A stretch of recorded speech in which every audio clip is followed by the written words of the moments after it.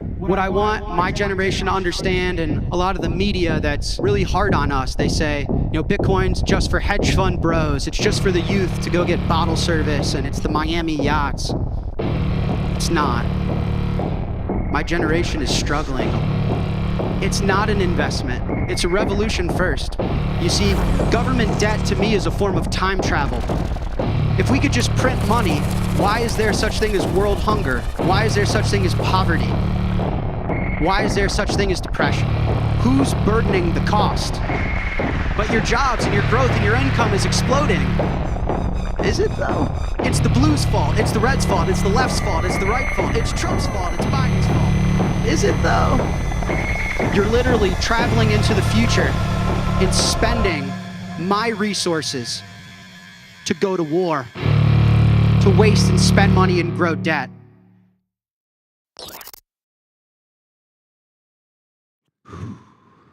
Hey, my girlfriend told me I shouldn't do this, but I feel like I got to give you guys a little bit of a warning before we get started. This is going to be a bit of a different talk than I usually give, a bit more personal, but just something that I feel like I really need to say. Recently, I would say more broadly in Bitcoin, but specifically for my career, I've spent a lot of time on Wall Street. I've co-founded a new company, it's called 21, and Wall Street and a lot of billionaires and big deals and big business or politicians and presidents and government. But that's not really who I am.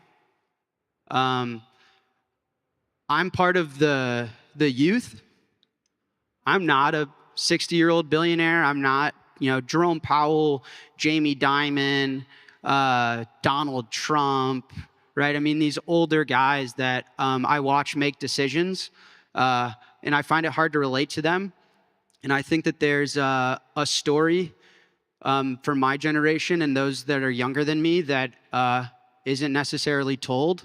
And I think that there's a way I want the world to view Bitcoin that isn't necessarily about compound annual growth rate or billions of dollars or getting rich. So I'll start out with chapter 1, some Millennials Manifesto. So this is a talk about the cost of our inheritance as the youth. This is me. So I'm the founder and CEO of Strike. I'm the founder and CEO of 21. But I'm also young, man. I'm a millennial by like 12 months. And this was me. This is my coding boot camp graduation. So that's my dad, my stepmom, and I. I was texting my stepmom, and I was like, I'm going to give this really personal talk, and do you have any fun photos? And she said, you should show everyone that you grew up on Bitcoin. So everyone's probably seen like the Andreas Antonopoulos empty rooms of what was it like to be in Bitcoin in 2013. There's a first-person photo. That was me in 2014 listening to Andreas in a room of about 20 people. I'm staring at a massive crowd in Europe right now. This was my first ever Bitcoin keynote. It was in 2015 in a bar.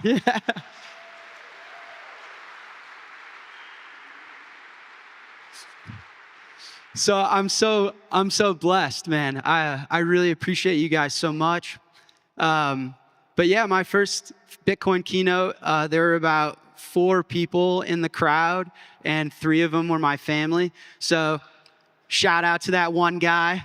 I don't know where you are. This was Christmas for me and my family in 2013. All of these phones, these are our phones as kids, and those are gift cards we loaded up with Bitcoin. So my dad probably spent generational wealth on some shoes for us. But the point of these slides is, I'm younger than Michael Saylor, man. I'm younger than Jamie Dimon. I'm younger than Jerome Powell. I'm younger than Donald Trump. I grew up as a college dropout that was lucky enough to have access to computers and the internet and, the Western American dream of, optimism and opportunity. And I had access to an iPhone in 2013 with Bitcoin on it. It's not a bad time to be alive. This, though, was also my childhood.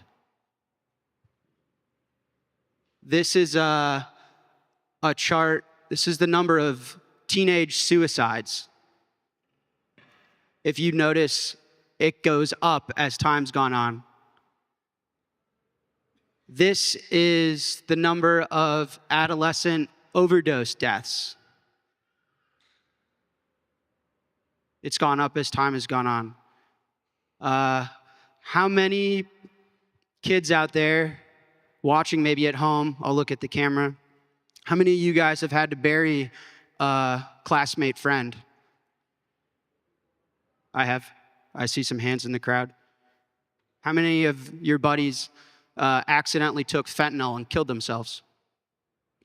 Mine have. I see some hands out in the crowd. All of my friends are in debt, bad debt, trap debt. When we're 18, oh, you want to go learn how to be a teacher? You want to go learn how to be a businessman? You want to go learn how to be an artist? Take on $250,000 of debt to go to Harvard. You want to drive a car? Debt. You want to operate your daily expenses? Debt. You want to own a home? Debt. And so it's weird.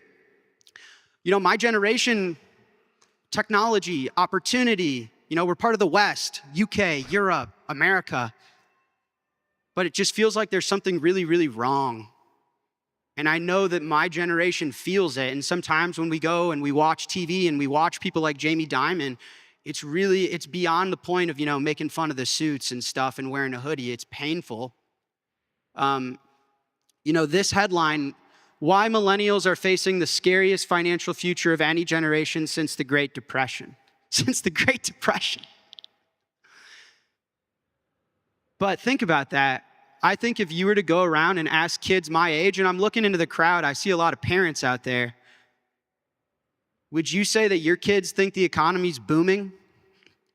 Are they healthy? Are they happy? Seriously. I know they're not. I gave a version of this talk on Thursday, and I've had people come up to me and, you know, my kid is on antidepressants. I just put them through a divorce, can't find a job. And one of the main messages I want to convey in this talk is, I think it has a large part to do with the money. I really do. And I don't want to just sound crazy, I want to explain it. So I think, how do we get here? How do we get to a society and an economy where 10-year-olds have an iPhone, they have access to AI, but they're also taking pills, and they're also depressed, and their food is poison? Well, I'll take you all the way back to the World Wars. So I'll be brief here with this history, but picture this. 1944, we just got out of the World Wars, right? The world is decimated. There's no winner in a world war. I grew up in American history, so in my history class, they told me America won, but now I'm old enough to know nobody wins. There's no such thing as winning in war. On the back half of all of that, I appreciate that.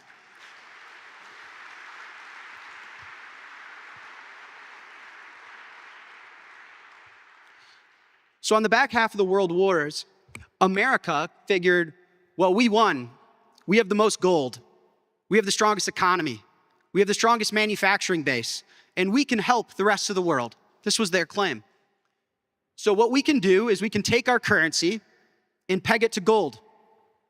And they established what's called a Bretton Woods Agreement. So this is a photo of the actual meeting where everyone, after the war, we're like, all right, we're done killing each other for a second. Everyone get in this hotel and agree that we're all going to use the dollar because we're strong and you're not. And we're going to tie it to gold and we're going to build back better. And that was the agreement. And this was the Bretton Woods Agreement. A little bit of history. If you look in the middle there, the conference established the World Bank. They set the gold standard to $35 an ounce, which is a little weird. Can you imagine if they set the Bitcoin price? Wouldn't work, but whatever. They were probably dumber 100 years ago. And, and we went on.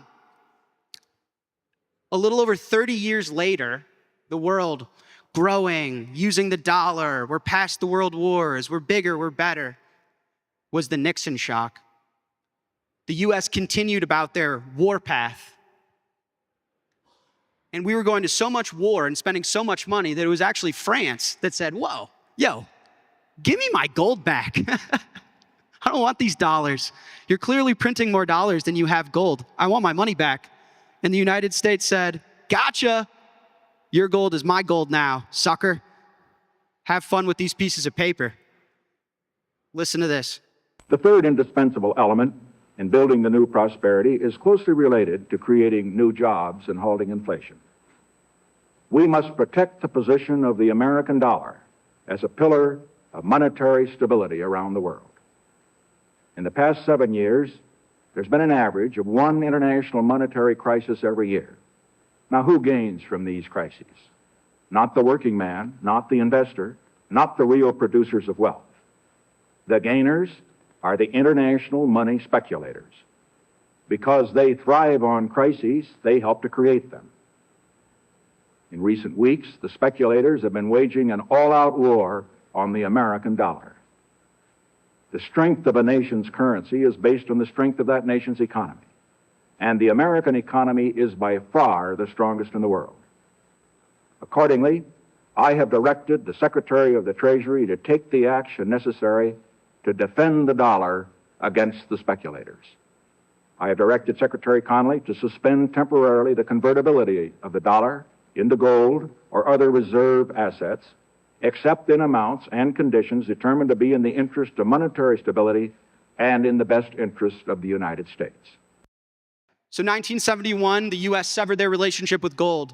In 1974, they set up what's called the petrodollar. Petro is short for petroleum, oil, energy, right? So in order to continue to enforce, everyone has to use this piece of paper we print, we set up a relationship with Saudi Arabia, the lowest marginal producer of oil in the world. And we said, here, guys, come here. If you price your oil in dollars, we'll give you a lot of weapons and bombs so that you can go fuck people up. And that's what happened. And so then the dollar was de facto backed by gold, or by oil, through violence. This was the deal. It's so funny. They wear the suits and they look professional and they're just devastating humanity.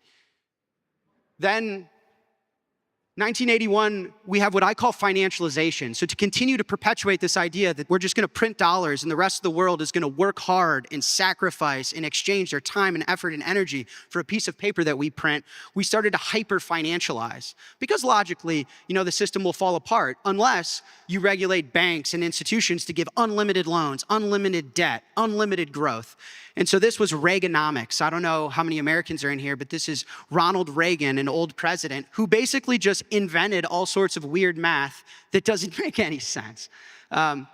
This probably looks familiar, like politicians today. But they get out a chart and they point at numbers and you're like, looking at it, you're like, wait a second, that doesn't look right. But he's like, well, if I cut your taxes and I carry the 2 and I put it over here and I move interest rates over there, I'm a genius. And everyone's like, let's go. And the deficits kept growing and the deficits kept growing. Obviously, that debt comes due. And in 2008, we had the great financial crisis. Every single financial institution in the world, and especially on Wall Street, devastated, blown out, destroyed. But we bailed them out. Look at Nancy Pelosi in there, somehow always relevant. Look at her in the middle of the page.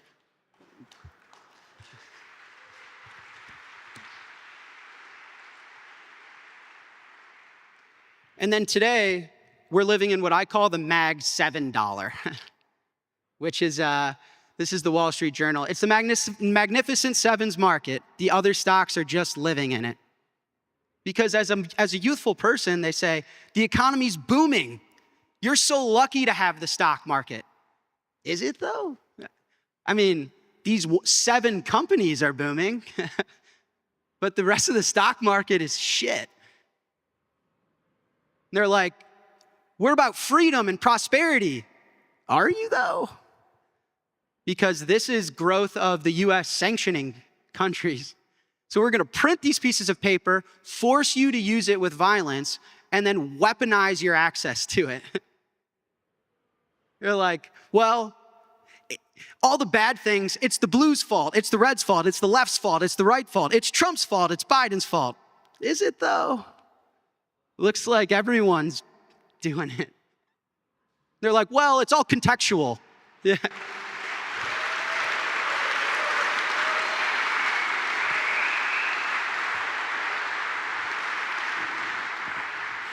And they say, and they tell us this in school. And they say, well, you got to add context, you know. These numbers make a lot more sense when you realize the size of the economy. Really, though? Because percentage of GDP, we have more debt than we did at World War II. But I just went to school. We're not in war. Well, we always are somehow, but not in a world war. And they say, but your jobs and your growth and your income is exploding. Is it, though? It is on Wall Street, but not for my friends. It's not. And so, chapter 3 is the dilemma we chose. What I don't think people know is we, as in the West and America, we chose this. This wasn't an accident. This wasn't the prior president's fault. We decided this. Does anyone know who this is? This is an economist by the name of Robert Triffin. Does that ring a bell? He came up with this idea called the Triffin dilemma. And it was very simple. A nation who chooses their currency to serve as the global reserve must run persistent deficits, creating tension between, this is the most important part, domestic stability and global demand.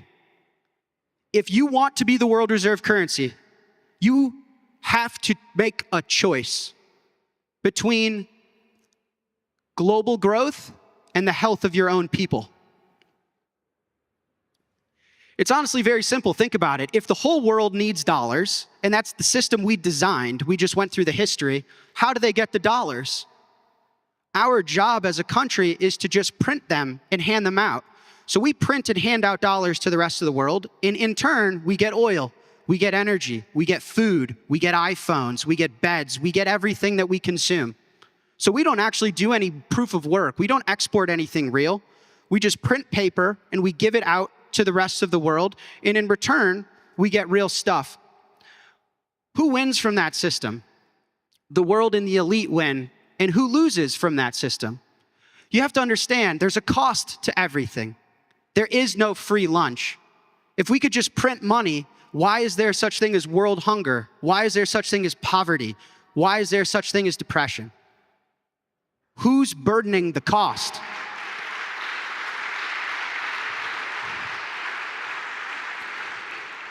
So there's a quote from another famous economist in 1994. These are not new ideas. They knew what they were doing. Sir James Goldsmith said, despite an expanding economy, quote unquote, violence increases, the number of those living in poverty grows, and urban slums spread in cities throughout the world. There's a growing realization that something fundamentally has gone wrong, and a pervasive feeling that those in power do not know what should be done. This was 1994. All of the warnings to all of the people making these terrible decisions.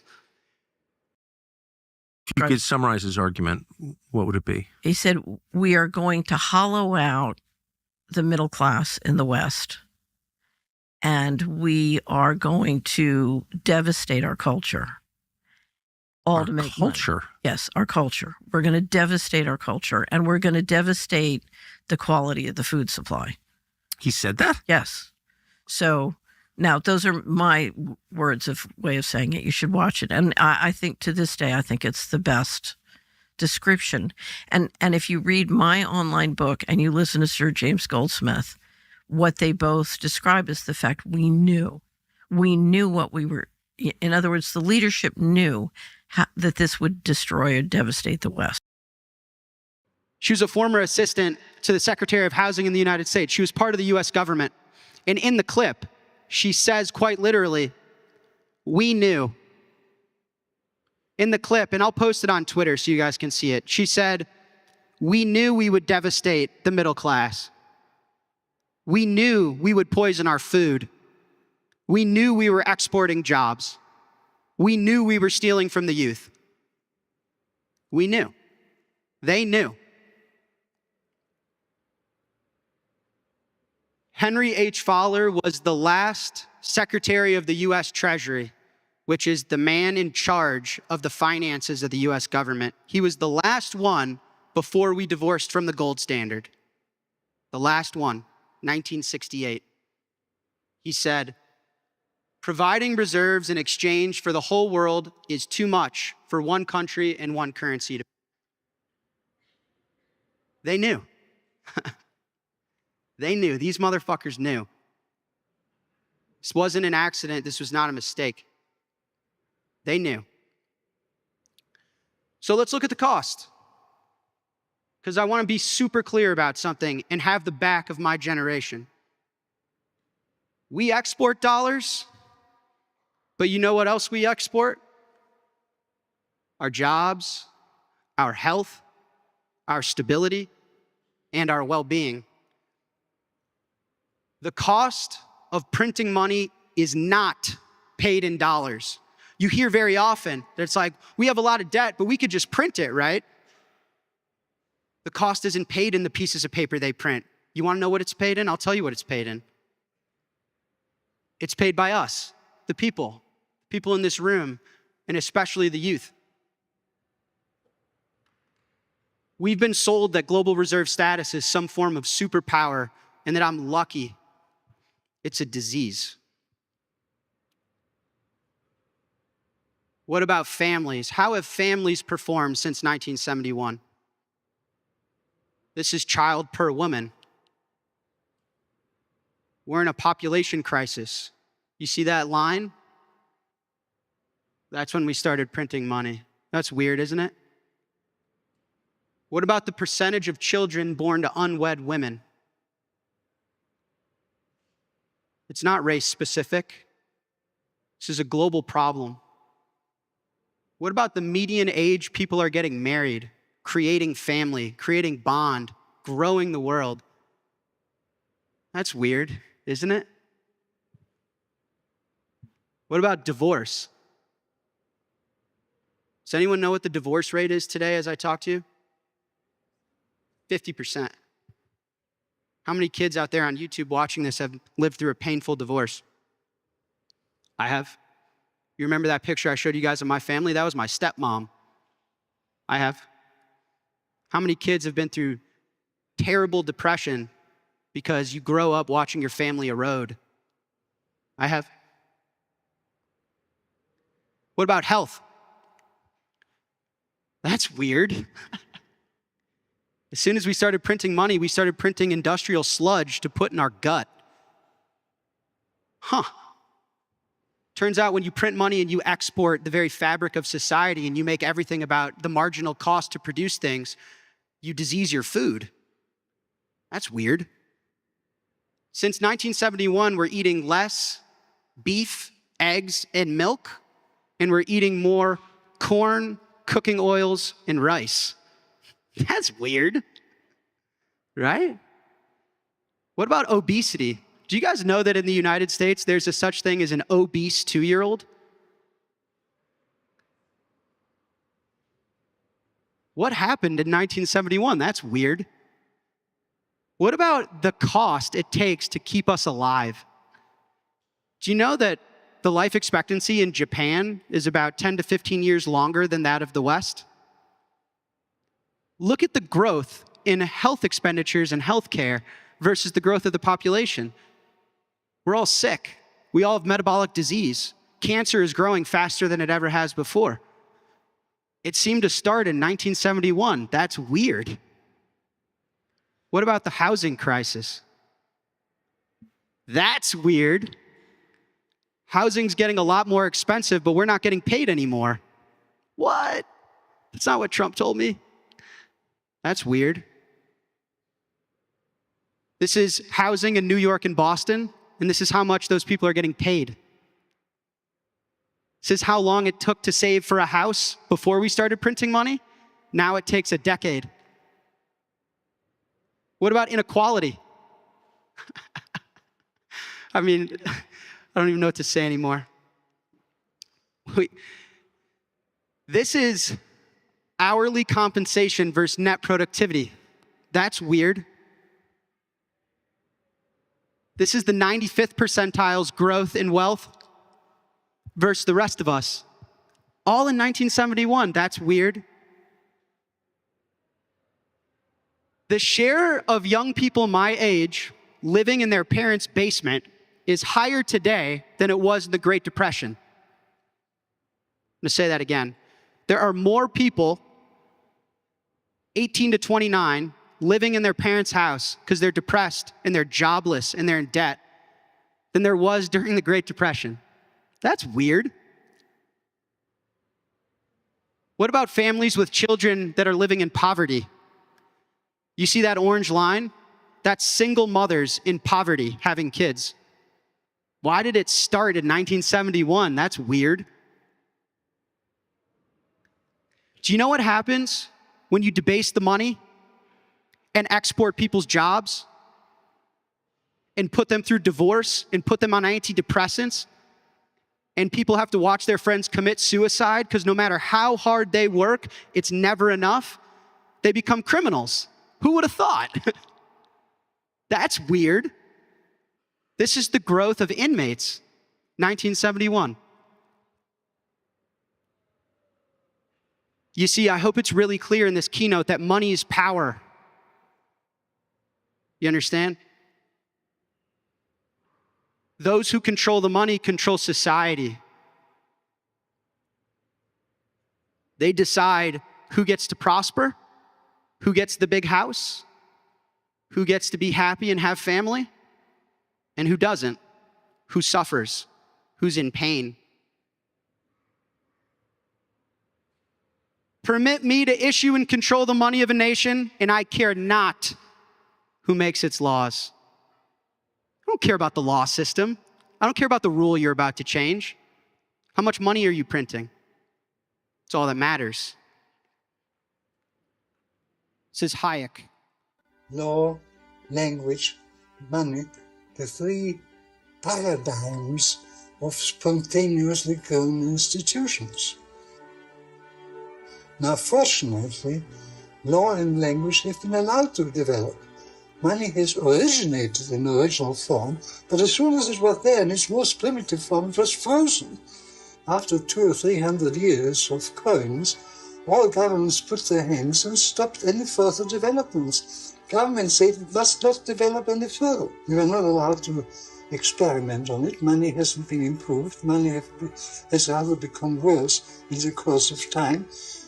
And what we have had since in development are matters of government inventions, mostly wrong, mostly abuses of money. I have directed Secretary Connally to suspend temporarily the convertibility of the dollar into gold or other reserve assets. And I have come to the position of asking, has monetary policy ever done any good? I don't think it has. I think it has done only harm. And that's why I am now pleading for what I've called denationalization of money. The point is this. The three pillars of society have always been law, language, and money. Law and language have been allowed to develop. Money hasn't. Government has controlled money since they started printing money.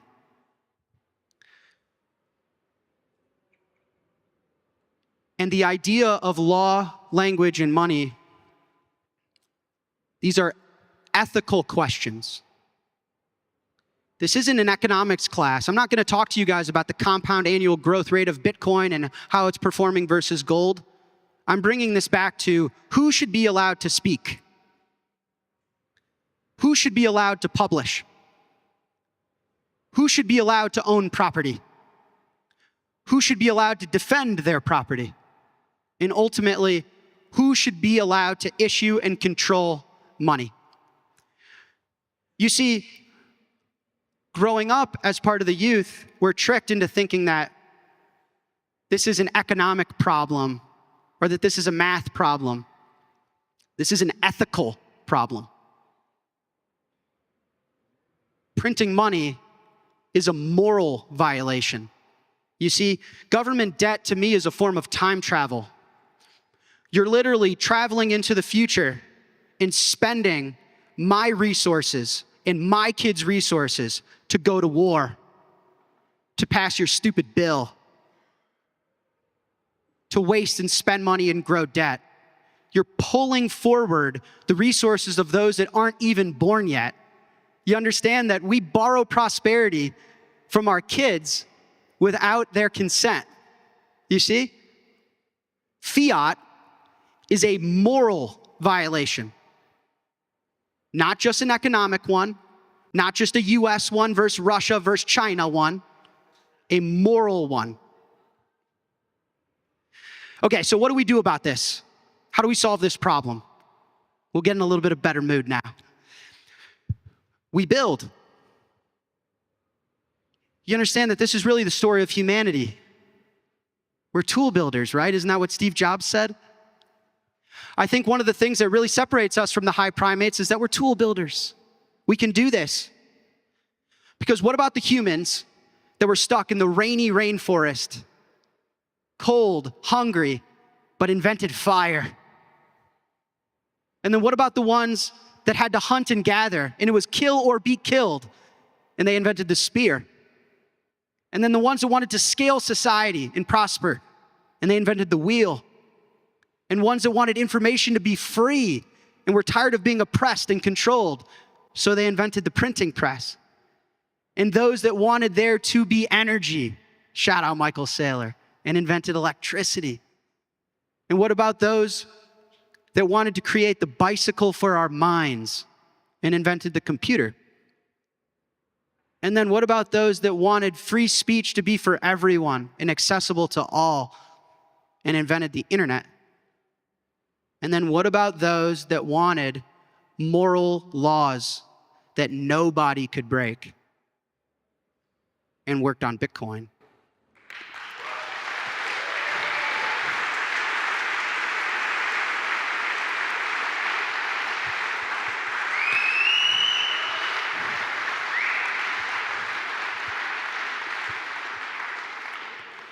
What I want my generation to understand, and a lot of the media that's really hard on us, they say, Bitcoin's just for hedge fund bros. It's just for the youth to go get bottle service and party, and it's the Miami yachts. It's not. My generation is struggling a lot.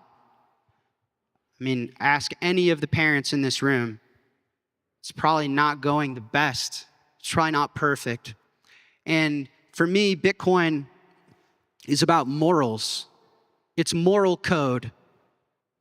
Before it's computer code, before it's an asset, before it's a network, it's moral code. What are Bitcoin's morals?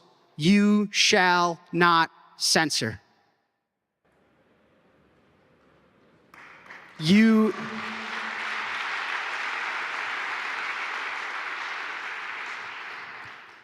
shall not inflate. Doesn't matter who you are, doesn't matter how many guns you have, doesn't matter who's the president. This moral code is you shall not inflate. You shall not confiscate. Bitcoin is property, and it's your property. You shall not counterfeit. You shall not steal. You understand?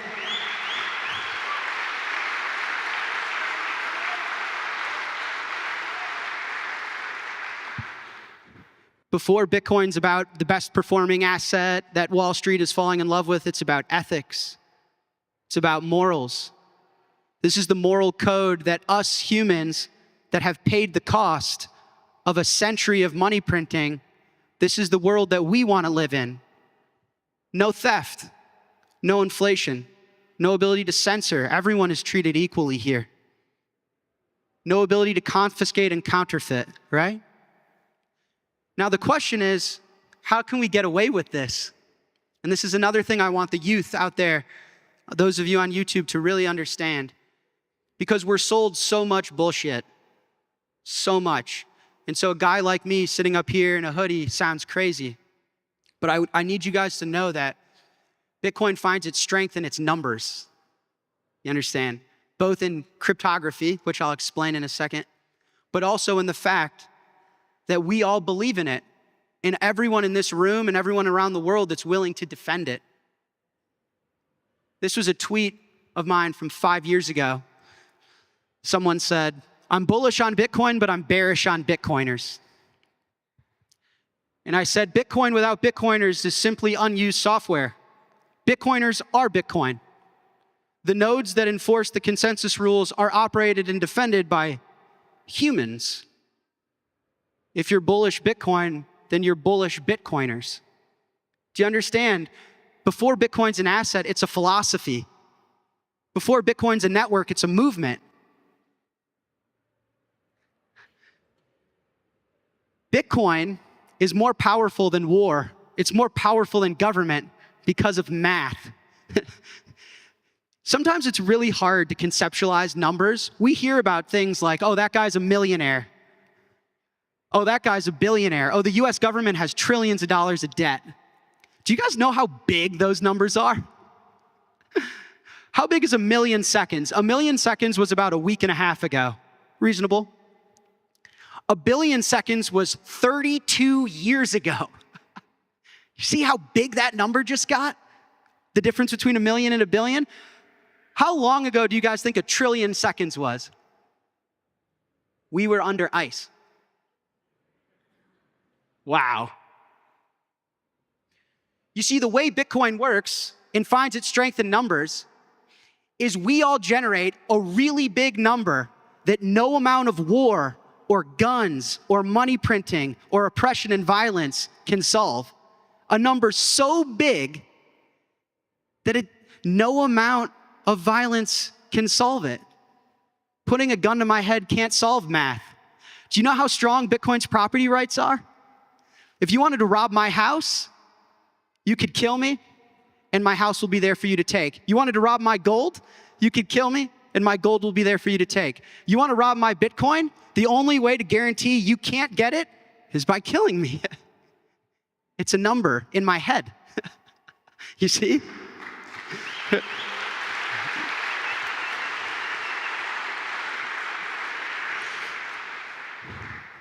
You know that you can take the energy of 1,000 suns and you still can't crack my private key. Bitcoin's strength comes from numbers.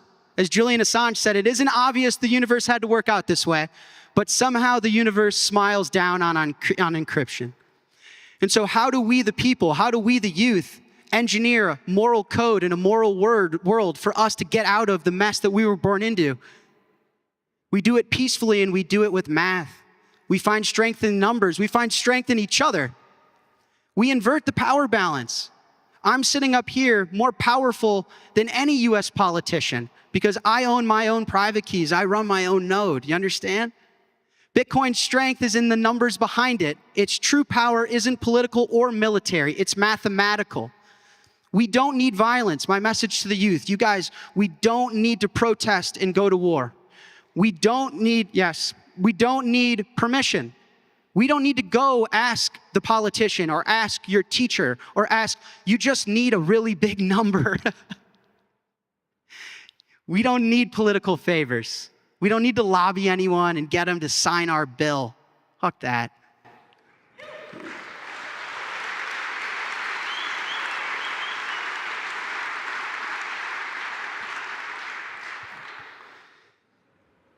You see, all the things that we use as money today, printed pieces of paper, houses, gold, stock market, there's a lot of violence that goes into defending those. Jason Lowery said, not having to waste human life to defend monetized wealth is worth every watt. It's a peaceful revolution. You guys want to protest? I'll show you how to protest. Buy some Bitcoin. So I'm over time, but this is really my point of this keynote. I just wanted to be really vulnerable. Going on Wall Street and having these meetings and being around really successful older people, it left me with a really weird sense of guilt because I was born with a bunch of peers and we just can feel in our heart it's not fair. It's really hard to relate to Jamie Dimon. The real reason I wear the hoodie, I'm hot, I'm sweating bullets up here. But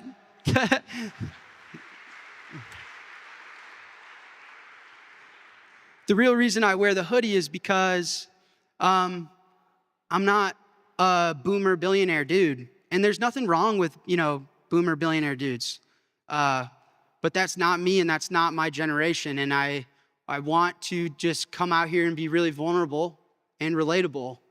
And I'm gonna wear the hoodie because there are kids out there that see the guy in the hoodie and they think like that could be me, And there's some hope out there because there are a lot of people out there that are in a lot of struggle and were born with the odds. The odds couldn't be more against them. Like since the Great Depression levels of couldn't be more against them. And so my message to the youth is like, listen guys, after you wipe your last tear, what do you guys want to do here? Since becoming a CEO, the most powerful message I've learned is personal responsibility is how we restore harmony to society. When I became a CEO and people were reliant on me to pay rent and feed their kids, that's when you truly learn, like the buck stops here. And I assume for all the parents out there, that's what happens when you birth your kid. You realize that level of personal responsibility. And so we weren't born into this, we didn't choose this, but we do get to choose what's next. And the buck has to stop somewhere. And so if you don't like Bitcoin or you think it's lame or you don't want to be part of the thing Wall Street is, I hear you. But understand that Bitcoin is just trying to give us a chance. That's the lens I want the CNBCs and the CNNs that accuse us of being Bitcoin bros and highly levered tech junkies. Like, think about a kid like me in a generation that just wants a fighting chance to live life and have family. So this was me. And I tweeted, I don't own any dollars anymore. I still don't. But a lot of people think it's because I bought the bottom, which I did. But I said, I love our country, but I oppose our money. And it was important to take a stance, I really just implore those, hopefully this is just a different keynote, to look at Bitcoin as a moral option, as a way like we invented fire, we invented the printing press, we invented the computer, and we invented this thing that uses math to protect your ability to be happy, to save money, to not live through depression, to have family. And, it's not an investment. It's really not.